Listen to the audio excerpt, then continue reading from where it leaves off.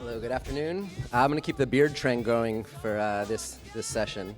So, and yeah, do you guys see this comet landing just happened about 2 hours ago? As long as we're talking about prototyping the future, the European Space Agency sent up the Rosetta mission about 10 years ago, and it caught up to this comet that's outside of the solar system and followed it for a while, and it's not round, it's shaped like a rubber ducky, apparently, and flipping like this, and they had to land on it. And they just did about 2 hours ago and drilled in some supports, and they're going to study it. But that's happening right now outside of our solar system. So as long as we're talking about the future, I just thought I'd give a shout out to that. That took some foresight 10 years ago. Yeah, how about those crazy people? And so right now, here, we're talking about prototyping the future. So yeah, I'm a co-founder of freespace. There's a number of other freespace co-founders and freespace cadets in the room as well. And this is a really, nice, informal and, communal feeling. And I really enjoy creating that in anything that I'm a part of. And that seems the best way to move forward. So I just put these slides together basically out of images that were on my iPhone. And happens to be a lot of people who are in the room who I didn't even know would be here in the slides. You can almost do like a bingo of who's going to appear. But so I'm also an affiliate at the Institute for the Future. It's a Palo Alto-based think tank that started around the dawn of the internet. And they follow signals. They look for single instances of things that will become more prevalent in the future. And I don't consider myself a futurist. I like to consider myself a nowist. I like to kind of imagine, prototype, and then implement things. And I work on a lot of different projects. Those are the ones I could think of for today. And I call myself a culture hacker. And culture is the manifestation of a collective human intellect. And that's really what shapes our worldview. And hacking is about deconstructing, reimagining, and kind of taking that apart and figuring out ways that can work for everybody. And so, I think that the term prototype is about creating a model. But what good is a model unless you can scale it? And our first surprise guest on the stage, on the screen, is Marco Cochran, who's a talented sculptor. And first, he creates, models. I don't know, this big, this somewhere. Oh, he's embarrassed. But it starts with a smaller model. But then, just like the other definition of culture in kind of the biological sense, a petri dish, you need to have the right conditions to be able to scale that, whether it be technology or warmth or whatever it is. And so for prototypes to be able to scale and be able to create these massive, monumental, inspiring things. And this is a sculpture which is actually going to be coming to San Leandro at the BART station that will be living here for 10 years.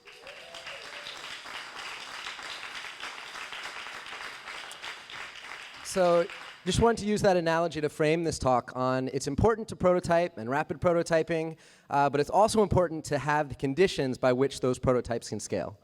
So that's a ugly spit. A little bit about me. I've had the benefit of living in the Bay Area for about 10 years now. Met a lot of amazing people, seen a lot of amazing things with the sustainability movement, sharing economy, the maker movement. And I originally moved here to do green building. We're doing private homes, but that kind of was leaving a little bit of the ordinary person out of it. So I helped start an environmental nightclub where we were using culture to bring people in and to experience sustainability in a way that wasn't guilt-ridden and more expensive, but cool and sexy and fun. We had an energy-generating dance floor. We had rooftop beehives. And beyond the waterless urinals and the LED lights, we started to offer our space when we weren't using it on Sunday through Wednesday for free for groups that were doing, conscious things. And that really became a way to start to witness trends. When you remove money from the equation, you get to see what people are truly passionate about. And through that, I was sent to Uganda and showed the World Cup on a big inflatable projector screen for free. And that was, again, using culture to get people to show up. And at halftime, we'd say, what should we do together? What are some challenges? What can we solve? This was kind of a civic hacking project. And I came with an environmental bias and what I wanted to do. And plastic is ubiquitous. But what wound up coming up and surfacing was road safety. There was a highway that was put in that was killing 1 to 2 children a week. And we wound up just getting a child crossing sign and doing a huge protest and putting in place. Rasta Rani has been our crossing guard. And since he's been working, there have been no fatalities during his shifts during the morning and the evening. He was hit once, but he's okay. And it's been, it was that kind of opened my eyes to, hey, just let the community decide what should happen. Wound up doing some more work in Haiti after that, and that's when I really started to see that disaster zones and depressed urban environment, or economically depressed urban environments and temporary areas were the best area, the most kind of, I would say the conditions for prototyping and trying things out were those type of environments, because what's currently there isn't working. So these hackathons became a thing a couple of years ago. All of a sudden I was attending, double booked on weekends. Did one on an airplane that went to London. We did one on a train journey across the country. Organized another one for Yurtle, which is a sharing economy company. It was the Surf a Hack-a-Share-a-thon. And they actually just announced yesterday that they were funded by Patagonia, started a VC firm. So that was kind of fun. And wanted to mention this one particular hackathon. This was one that was in Palo Alto called Super Happy Block Party. It was thrown by the city, the Institute for the Future, and Innovation Endeavors. And they brought together, they didn't call it a hackathon, they called it Super Happy Block Party. Because that's really what it's about, community coming together. They say artists and activists. And it was sponsored by and funded by Eric Schmidt, who brought the idea to the White House and said, hey, this was this great turnout. We had balloons, and Artist Mobilist was actually there. And they said, hey, why don't we try and do a coordinated nationwide hackathon? So the National Day of Civic Hacking was born. So a group of us in San Francisco came together, and a bunch of them are here in the audience, and we decided that we were going to participate in this, but instead of doing one day, we decided we were going to hack the hackathon and declare June last year National Month of Civic Hacking. And we wanted to create a physical space for that to be able to take shape. And this is a building on Soma. It's 14,000 square feet. The owner wanted $24,000 a month, but we were able, through some tricky negotiations, to convince him it'd be good for the neighborhood, and we got it just for $1. And we had a home. Then, yeah, that was a good victory. Then we needed a logo, and this is Micah Daigle, another participant, it's just 2 brackets. And he came back after about 2 hours and said, hey, I know it's simple, but this is what we have, and it really was perfect. And that's all we wanted to do, is not command what would happen inside, but give people space and permission to create inside. And FreeSpace was born. And it was this whole experiment of, there was nothing in the building, we didn't have anything. People gave us their trucks. And this is, Ian Ross painted the truck, and he was going to paint free truck on it, but we thought people would steal it. Oh, no, he gets a little laugh. And then we also took this kind of ugly facade, and in just a couple days transformed it into this beautiful mural, and took over the parking lot next door and started to fill things, and really kind of threw the gauntlet down of, here's what we've done on the outside of the building. What are you going to do inside? So we started having meetings and decided what are we going to do? How are we going to decide what happens there? And this is a really important piece, the governance. And we decided there's a lot of different governance models out there. There's the duocracy, there's the meritocracy, the holocracy. We decided to go with the adhocracy. And and we drafted some principles, and basically the only rule was that no money was allowed inside. No one could sell anything, they couldn't sell tickets, and it had to be inclusive. And then we had a number of principles as well that kind of we thought would help facilitate collaboration and participation in the space. And in just the first 11 days, we transformed this kind of blank, empty building into this really beautiful, vibrant space with a slide and LED light installations and sound systems and projectors and chairs and couches. We didn't purchase anything except for, I think, toilet paper. And more people started to come, and we allowed people to do events. We started hacking on old cars and doing yoga classes, and we wound up doing 119 events in just our first 30 days. And I think that speaks to the notion of user-generated physical space. Just like platforms like Facebook and YouTube and Twitter, all these things, they're just providing the opportunity for people to create. We threw our opening party and our closing party.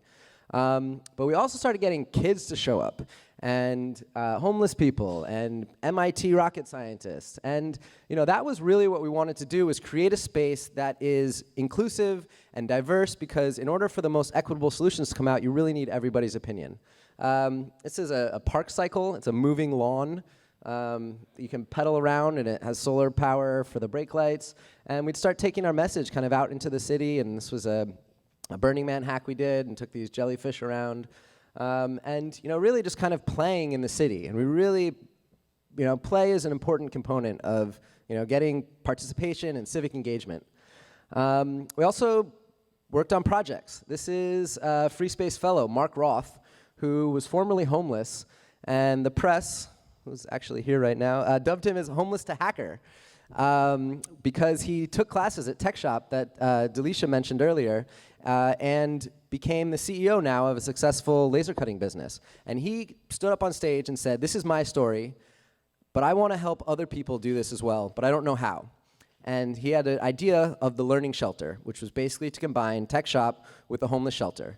And we organized a hackathon for him, came up with the logo, helped develop a curriculum, and we just finished our first prototype where we had 4 people living together, eating together, and working at Tech Shop for 3 months. The first month was instruction, the second 2 months was prototyping. And it was even mentioned by Obama at the White House Maker Faire. The project and him were mentioned by name. And it was, again, a place for someone to stand up and say, "I have this idea, but I don't know how to make it happen. Can you help?" So yeah, lots of projects, and you see our sound system, and making a flag. We got shipping containers donated from eco-villages, and they were painted by artists. We got 3D printers donated from 3D Systems. And this was a term that Marina Gorbis used at the Skull World Forum about free space called social structing.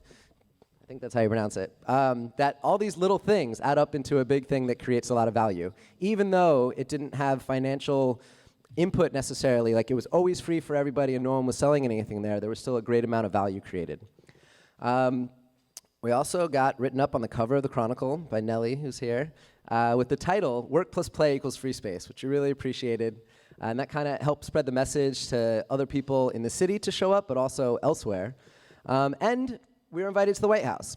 This was part of the National Day of Civic Hacking. We were one of the groups invited to a Champions for Change event to be able to share how this is a method of civic engagement that doesn't involve protesting, voting, or running for civil office. It's a kind of a new form of how we can be involved in our cities.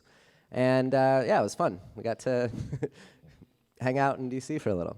And when we returned back to San Francisco, it was only supposed to go for 30 days, but the community rallied together and said 30 days isn't enough. So we wound up doing a crowdfunding campaign and raising money to continue in the space for another 5 months. And the surprising thing that happened was people from all over the world started contacting us and saying, "How do we do a free space in our community?" And we had really only intended this to be a 30-day experiment.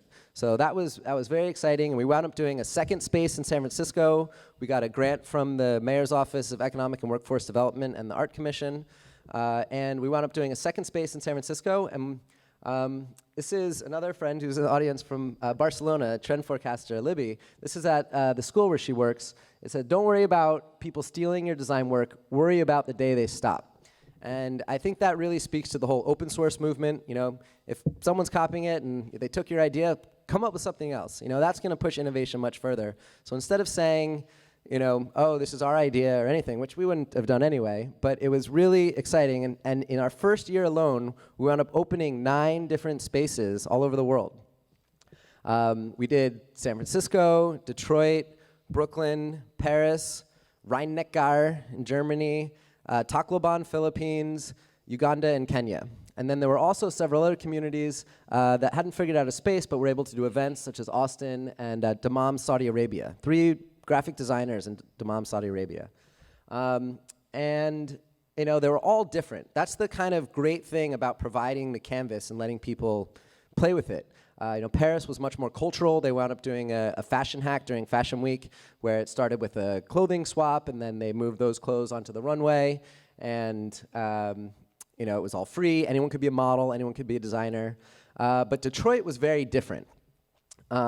This is a dragon that was made in Detroit, not for Burning Man. It was made for Detroit, called Gone Karen. And my first day in Detroit, I wound up riding to the bars in the skull that is on hydraulics. And I have a little video. It's a little crude, but I'm going to show it to you in the volume.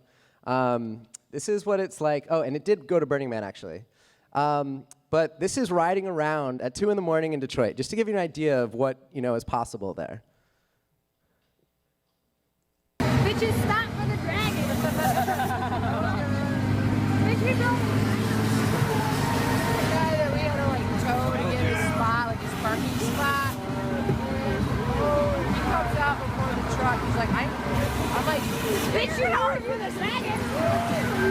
We're literally driving through red lights, shooting fire at the lights while other cars are coming. Only in Detroit will you ever ride on a goddamn fucking dragon. And no cop saw us. They've taken it out before, and the firemen stopped them. They're like, uh-oh. And the firemen showed up and like, this thing's awesome. They have other things to worry about. So, and there's tons of rune porn. I'm not going to show lots of that to you. Go see it for yourself. It's really fascinating. There's schools, hospitals, water treatment facilities, all sorts of things that are just completely abandoned. But there's also tons of creative output. And, that's what exploring there came across this space as well. It's the Department of Alternatives. They work with kind of things that have failed. The buses there's barely any buses there. So a guy who was working out of there started the Detroit Bus Company that now takes something like, I don't know, thousands of kids to after-school programs. He just bought school buses and painted them. And they offered us space inside of their co-working space for free space to live. And I met Justin Wiebes. He was a Zuccotti Park organizer. He actually set up the Occupy social media account. But we had a talk to say, this is like, respect to what you guys did with Occupy, but free space has a different mentality. First of all, we're not against anything. We're only for things.